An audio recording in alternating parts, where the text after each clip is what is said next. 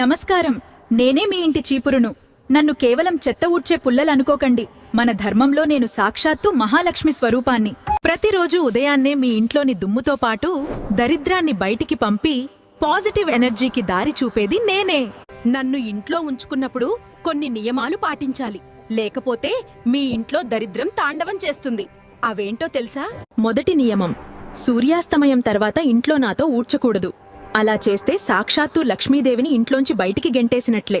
రెండవ నియమం, పొరపాటున కూడా నా మీద కాలు వేయకండి, నన్ను తొక్కకండి. అది సిరి సంపదలను డైరెక్ట్గా అవమానించడమే అవుతుంది. మూడవ నియమం, నన్ను ఎప్పుడూ నిలువుగా గోడకు ఆనించి పెట్టకూడదు. అలా పెడితే ఇంట్లో అనవసరమైన గొడవలు, ఆర్థిక నష్టాలు తప్పవు. నాలుగవ నియమం, ఇంటికి వచ్చే బయటివాళ్ల కంటికి నేను నేరుగా కనిపించకూడదు. ఇంట్లో డబ్బుని ఎలా దాచుకుంటామో నన్ను కూడా అలాగే దాచాలి. ఐదో నియమం, నన్ను ఎప్పుడూ దేవుడి గదిలోగాని ఈశాన్య మూలలోగాని పెట్ట